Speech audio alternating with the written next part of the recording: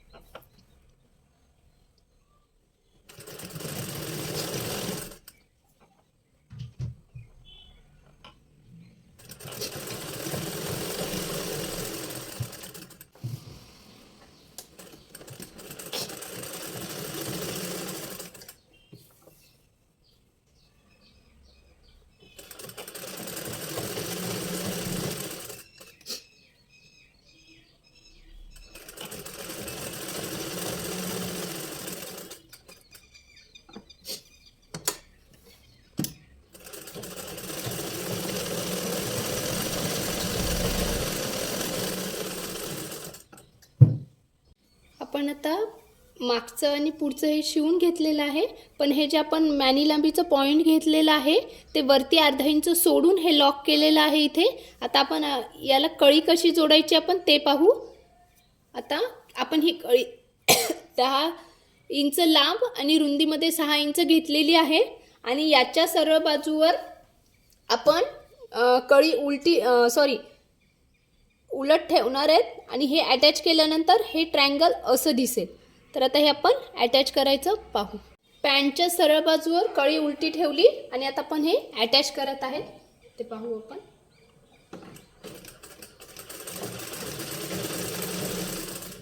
या पॉईंट ते बरोबर ह्या टोकापर्यंत पॉईंट येऊ द्यायचं कळीचं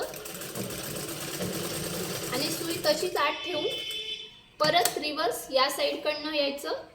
जो आपला ट्रायंगलचा पॉईंट आहे तो खाली ठेवून या पॉईंटपासून लगेच आपण टर्न करून इकडनं अटॅच करणार आहे दुसरं टोक. हे झालं. आता हे हाफ आपण याला या 2 पायाला जोडलं आणि राहिलेली आपण त्या साईडकडनं जोडणार आहे. हे पहा.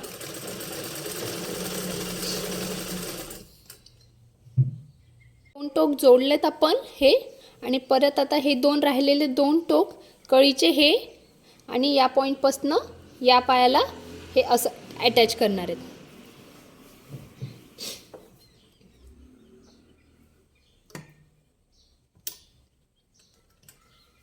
पॅन्टच्या बाजूवर कळी उलटी असं अटॅच करायचं हे लक्षात असू द्या.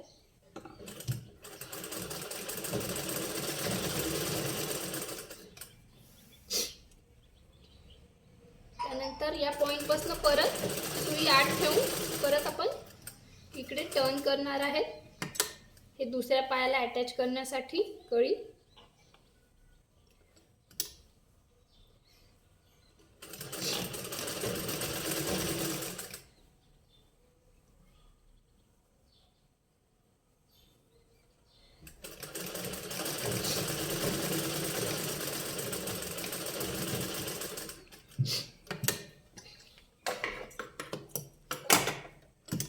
हे पाहू शकता हे असं दिसेल. हाफ ट्रायंगल समोर हे पाहू शकता. हे आपलं पॅन्टचं सेंटर जॉईंट आहे. त्याच्यानंतर हे हाफ इकडून ट्रायंगल दिसेल आणि फ्रंट साईडकडनं हाफ ट्रायंगल दिसेल.